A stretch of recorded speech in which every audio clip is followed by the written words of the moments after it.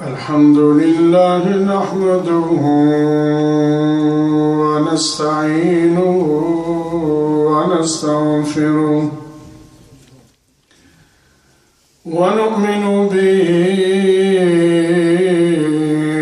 ونتوكل عليه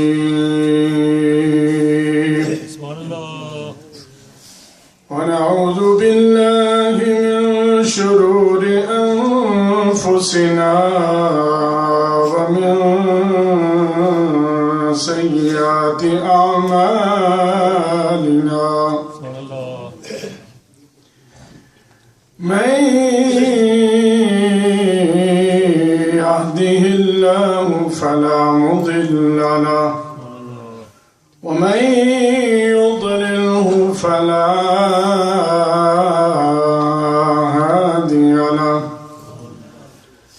ونشهد أن لا إله إلا الله وحده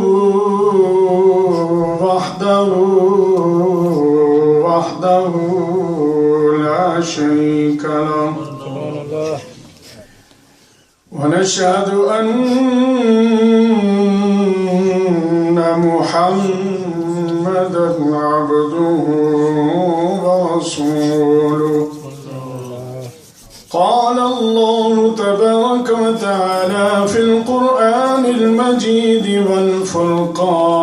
والفرقان الحميد أعوذ بالله من الشيطان الرجيم بسم الله الرحمن الرحيم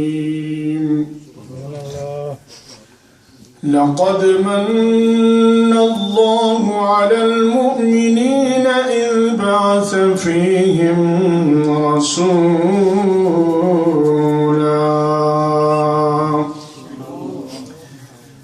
آمنت بالله صدق الله العظيم وبلغنا رسوله النبي الكريم الأمين ونحن على ذلك من الشاهدين والشاكرين والحمد لله رب العالمين إن الله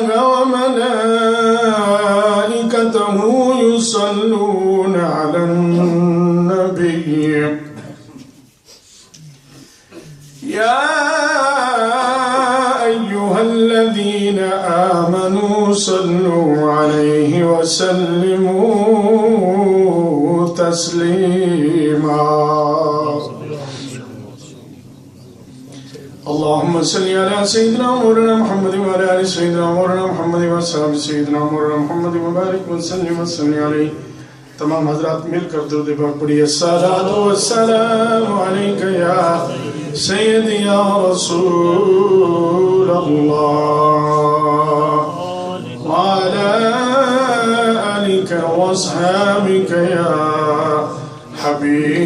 حبيب الله الصلاة والسلام عليك يا سيدي يا رسول الله وعلى آلك واصحابك يا نبي الله الصلاة والسلام عليك يا سيدي يا رسول الله وعلى آلك وأصحابك يا شفيع المسلمين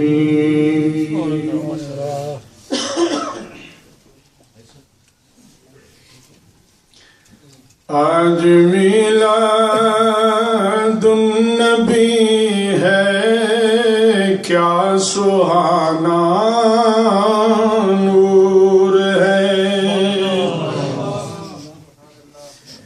آج میلاد النبی ہے کیا سہانا نور ہے آ گیا وہ نور والا جس کا سارا نور ہے آج میلاد النبی ہے کیا سہانا، آ گیا وہ نور والا جس کا سارا نور ہے،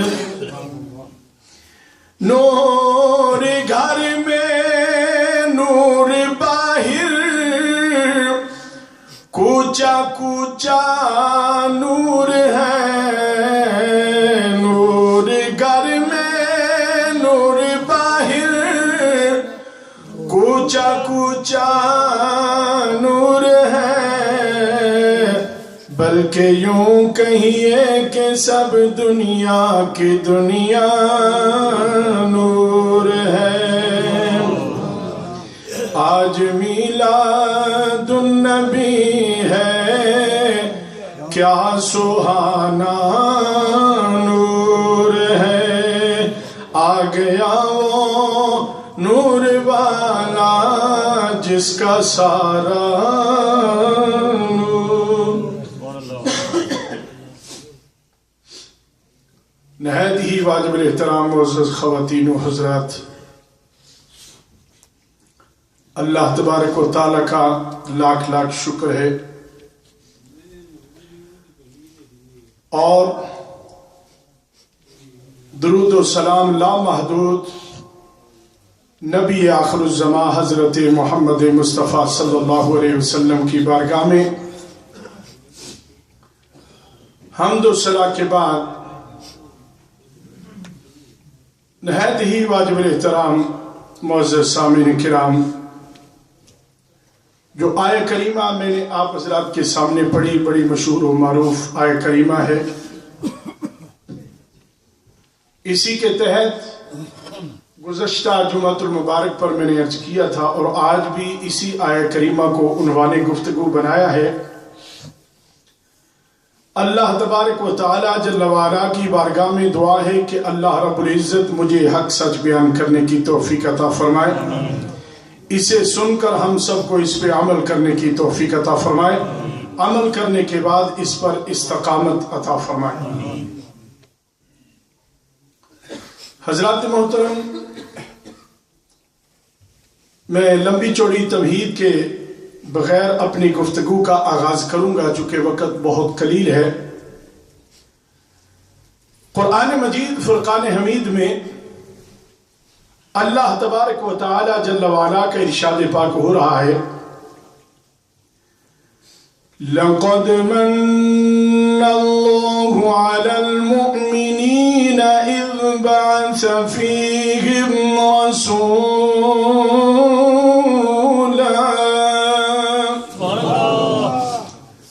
البتہ تحقیق اللہ نے مومنوں پر احسان فرمایا، انہیں اپنا محبوب عطا فرما دیا۔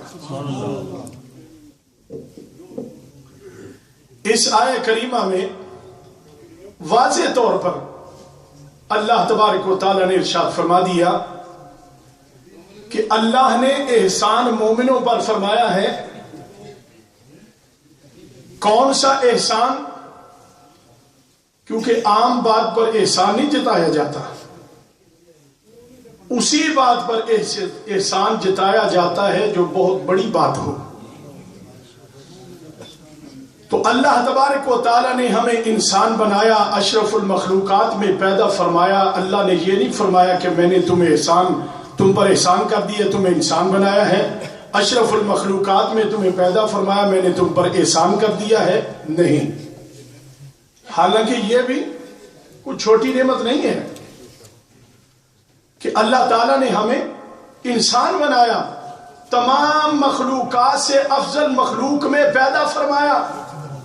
یہ بہت بڑا اللہ کا احسان ہے، لیکن اللہ نے یہ نہیں فرمایا میں نے تمہیں انسان بنایا، میں نے تم پر احسان کر دیا، میں نے تمہیں اشرف المخلوقات میں پیدا فرمایا، میں نے تم پر احسان کر دیا، میں نے تمہیں آنکھیں دی، میں نے تم پر احسان کر دیا، میں نے تمہیں جسم دیا، پاؤں چلنے کے لیے دیے، ہاتھ پکڑنے کے لیے دیے، اور زبان بولنے کے لیے دی، کان سننے کے لیے دیے، لیکن اللہ نے کہیں پر بھی، حالانکہ یہ بھی بہت بڑے احسانات ہیں اللہ رب العالمین کے ہم پر، احسانات ہیں نا، اس کے باوجود اللہ نے یہ نہیں فرمایا کہ میں نے تم پر احسان کر دیا، تمہیں انسان بنایا، تمہیں یہ نعمتیں دی، احسان کر دیا تم پر. تو اللہ نے احسان جتایا تو کون سی چیز پر؟ سب سے بڑی نعمت پر، کیونکہ عام نعمت پر احسان نہیں جتایا جاتا. تو اللہ تبارک و تعالی ارشاد فرما رہا ہے لَقَدْ مَنَّ اللَّهُ عَلَى الْمُؤْمِنِينَ إِذْ بَعَثَ فِيهِمْ رَسُولًا.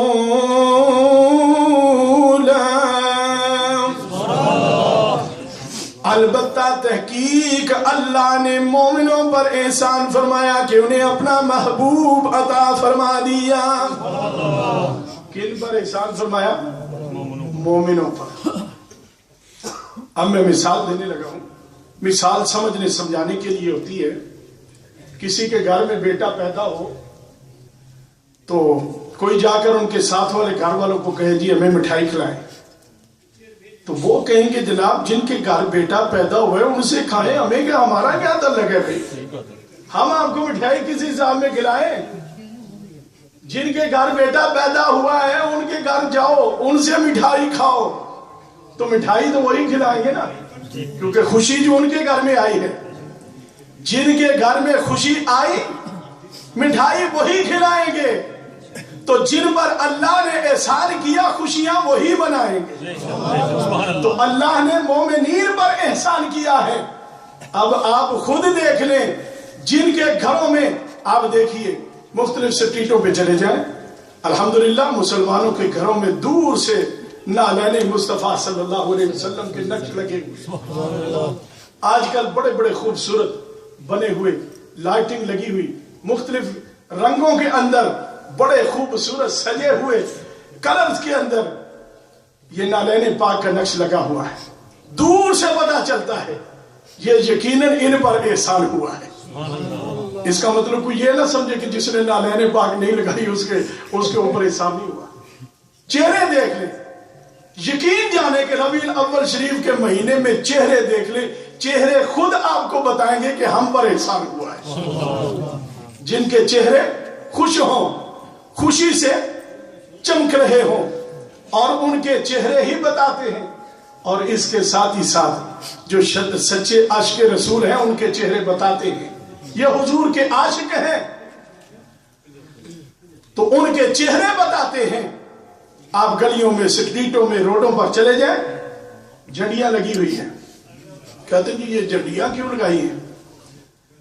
حضرت آمنہ رضی اللہ تعالی عنہ حضور علیہ السلام کی اماں جان فرماتی ہیں کہ جب حضور کی ولادت باسعادت ہوئی، آپ فرماتی ہیں کہ میں نے دیکھا 3 جھنڈے لگے ہوئے، ایک جھنڈا مشرق میں، ایک مغرب میں، اور آپ فرماتی ہیں کہ ایک جھنڈا کعبۃ اللہ کی چھت پر لہرا رہا ہے. اور خصائص کبریٰ کے اندر علامہ جلال الدین سیوطی رحمت اللہ تعالی علیہ نے لکھا ہے کہ اللہ نے جبریل علیہ السلام کو حکم فرمایا، اے جبریل جاؤ جھنڈے لگا دو، کیوں میرے محبوب کی آمد ہو رہی ہے.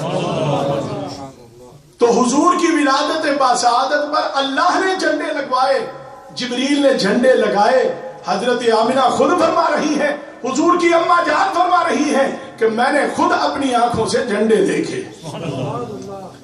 تو اللہ نے جھنڈے لگوائے تو ہمیں جھنڈیاں لگانے کا حق نہیں ہے کہ نہیں ہے؟ ٹلے بولتے ہیں. یہ بعض لوگ کہتے ہیں جی یہ میلاد تے بڑا زور دے دے بھی اسی زور کیوں نہ دئیے. اللہ فرمایا میں تواڈے تے احسان کیتا ہے. اللہ فرما رہے ہیں میں تواڈے تے احسان کیتا ہے. کیوں احسان کیتا ہے؟ اپنا محبوب تانوں دے دیتا ہے. تے اسی خوشیاں کیوں نہ منائیے؟ ساڈے تے اللہ دا احسان ہویا ہے. اس واسطے اسی بیان بھی کران گے، تقریراں بھی کران گے، واز بھی کران گے، نعتاں بھی پڑھان گے، تلاوتاں بھی کران گے، تے کیک بھی کٹان گے. اور کہیں ساڈے بیچارے ماشاءاللہ وہ اس پریشانی چ مبتلا ہوئے نے کہ کیک کٹنا جائز ہے یا نہیں جائز. اللہ اکبر.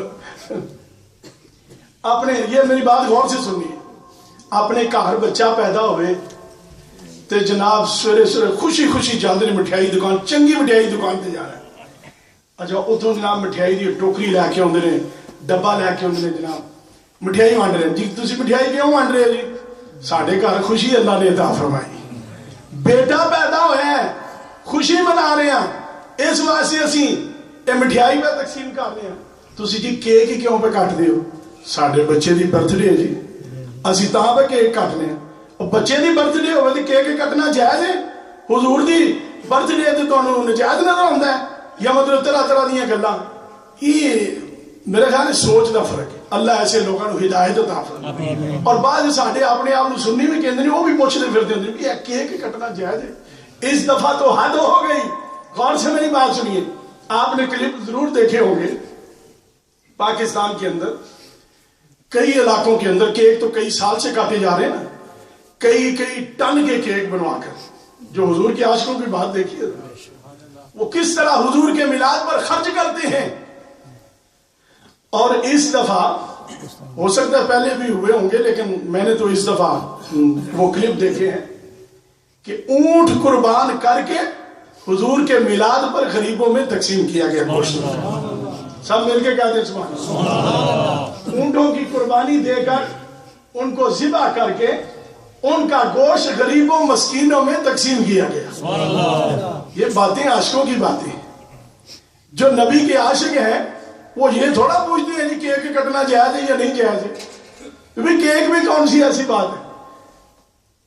آپ کو اللہ نہیں کہنا، یعنی حضور کو اللہ نہیں کہنا، خدا نہیں کہنا، خدا کا بیٹا نہیں کہنا، اللہ کی ذات و صفات میں شامل نہیں کرنا، باقی جو کچھ ہوتا ہے کرو۔ نہیں سمجھے؟ حضور کے میلاد پر جو مرضی جس طرح سے مرضی خوشی کریں، صرف آپ کو خدا نہیں کہنا، آپ کو اللہ کا بیٹا نہیں کہنا۔ کیوں جی کوئی کہتا ہے؟ نہیں۔ کوئی میلاد منانے والا کہتا ہے؟ نہیں۔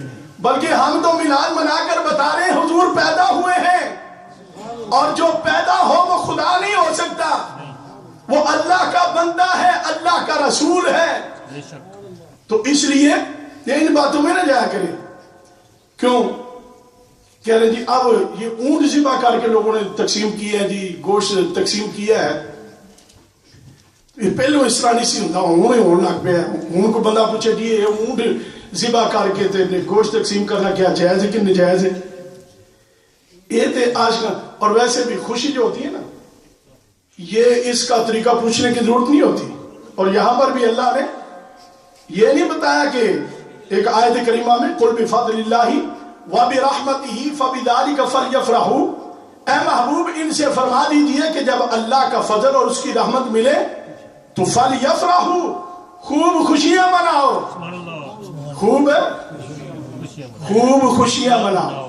اللہ نے یہ نہیں فرمایا کہ خوشیاں کس طرح مناؤ، خوشیاں منانے کا طریقہ نہیں بتایا، یہ نہیں بتایا کہ خوشیاں کس طرح مناؤ، کیونکہ جب خوشی دل میں ہوتی ہے تو طریقے سارے خود ہی آ جاتے ہیں، خوشی منانے کے طریقے سارے آ جاتے ہیں، کیونکہ جب دل میں خوشی ہوتی ہے وہ دل سے بھی خوش ہوتا ہے، اس کا چہرہ بھی چمک رہا ہوتا ہے، اور سارے خوشی منانے کے طریقے بھی اس کو خود ہی خود آ جاتے ہیں، کیونکہ اللہ نے یہاں پر یہ نہیں فرمایا کہ خوشی اس طرح سے مناؤ، خوشیاں مناؤ، فَلْيَفْرَحُوا، خوب خوشیاں مناؤ، ہوا خیر مما یجمعون، اور یہ خوشیاں منانا اس سے بہتر ہے جو کچھ تم جمع کر کے رکھتے ہو۔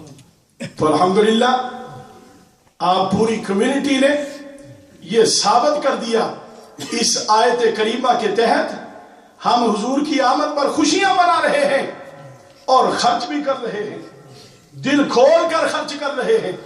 ہمارے نمازیان، ہمارے اہل محلہ ماشاءاللہ آپ نے دل کھول کر خرچ بھی کیا ہے اور اس پروگرام میں شرکت بھی کی ہے۔ جو شامل ہوئے ہیں ان سے پوچھئے کہ پروگرام کیسا ہوا ہے۔ میں کہتا ہوں یہ اس میں میرا کمال نہیں نا آپ کا کمال ہے، یہ جس کا پروگرام ہے ان کا کمال ہے۔ یہ اللہ کے پیارے محبوب کا میلاد تھا، تو جن کا میلاد تھا انہی کا کمال ہے اتنی خوبصورت محفل کا ہونا۔ تو میں آپ سب کو دلی مبارکباد بھی پیش کرتا ہوں. عظیم الشان خوبصورت پروگرام آپ نے کیا ہے اور اس میں آپ شامل ہوئے ہیں. ہمارے بہت سے نمازیان نے اس میں دامے دل میں قدمے سکھنے جس طرح سے بھی تعاون کیا ہے. کسی نے 1 پاؤنڈ دیا ہے یا کسی نے 10 یا 20 یا 100 پاؤنڈ دیے ہیں. سب نے حضور کے میلاد میں خوشیاں منائی. بہت سے احباب نے حضور کے میلاد پر تو عرض یہ کر رہا تھا کہ خوشی منانے کا طریقہ خود بخود آ جاتا ہے. جب خوشی اندر سے ہوتی ہے تو پھر خوشیاں منانے کا طریقہ بھی آ جاتا ہے. اس لیے حضور علیہ الصلوۃ والسلام کے میلاد پر جس قدر ہو سکے جو آپ کر سکیں, جتنا اہتمام آپ سے ہو سکے, جتنا آپ کر سکیں. بہت سے علماء کرام فرماتے ہیں کہ ہم نے اس بات کا مشاہدہ کیا ہے, تجربہ کیا ہے کہ جس سال ہم نے حضور علیہ الصلوۃ والسلام کے میلاد پاک کے لیے اہتمام کیا, اس سال پورے سال کے لیے اللہ نے ہمارے رزق کو بڑھا دیا. اللہ نے ہمارے رزق کو بڑھا دیا. تو اگر آپ چاہتے ہیں ہمارے رزق میں اضافہ ہو, حضور کا میلاد منایا کریں. اگر کوئی پریشانی ہے, اولاد نہیں ہو رہی, حضور کے میلاد کی محفل سجاؤ. کیونکہ جس سال جس دن حضور علیہ الصلوۃ والسلام کی ولادت باسعادت ہوئی, کتابوں کے اندر موجود ہے کہ اس وقت اللہ تبارک و تعالی نے ہر کسی کے گھر میں بیٹا عطا فرمایا. کیونکہ عرب کے اندر جس کے گھر میں بیٹی پیدا ہوتی تھی صفحہ ماتم بچ جاتا تھا, پریشان ہوتے تھے, بچیوں کو زندہ درگور کرتے تھے. تو اللہ اپنے محبوب کو بھیج رہا تھا, وَمَا أَرْسَلْنَاكَ إِلَّا رَحْمَةً لِلْعَالَمِينَ. اللہ اپنے محبوب کو رحمتاً للعالمین بنا کر بھیج رہا ہے.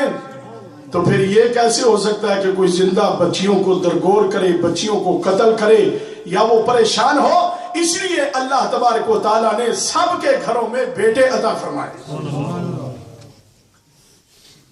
اور حضور کا میلاد منانے والوں خوش نصیب ہیں آپ لوگ. اور الحمدللہ اللہ کے فضل و کرم سے اہل سنت و جماعت سچا اور حق اور صحیح العقیدہ جو لوگ ہیں وہ یہی اہل سنت و جماعت ہیں. آپ کہیں گے جی یہ کیوں سارے کہتے ہیں؟ بالکل سارے کہتے ہیں. دیکھ لیں کہ ان میں گستاخ کوئی نہیں ہے. اولیاء کے محب ہیں, اولیاء سے محبت کرنے والے, اہل بیت سے محبت کرنے والے, صحابہ سے محبت کرنے والے, تمام انبیاء کرام سے محبت کرنے والے آپ کو اہل سنت و جماعت میں ملیں گے. وہ کہتے ہیں جی ہمارے بھی اولیاء ہیں. جی ٹھیک ہے جی, مان لیا آپ کے بھی اولیاء اللہ ہیں. کوئی ایک دکھا دیجئے حضور غوث اعظم رضی اللہ تعالیٰ عنہ جیسا ولی کامل دکھا دیجئے. کوئی ایک ہمیں بتا دے جس نے مردوں کو زندہ کیا ہو. تو پھر آپ کہنے پہ مجبور ہوں گے کہ یہ شیخ عبد القادر جیلانی ہی ہو سکتا ہے. حضور کے غلاموں کی شان دیکھیے. عرض یہ کرنا چاہتا ہوں کہ اولیاء کرام کی محبت اہل سنت و جماعت کے سینوں میں, اہل بیت اطہار کی محبت اہل سنت و جماعت کے سینوں کے اندر, اور تمام صحابہ کی محبت اہل سنت و جماعت کے سینوں کے اندر موجود ہے. اور ہم اللہ کا جتنا بھی شکریہ ادا کریں وہ کم ہے کہ اللہ تعالیٰ نے ہمیں ایسا سچا اور سچا پاکیزہ عقیدہ عطا فرمایا ہے.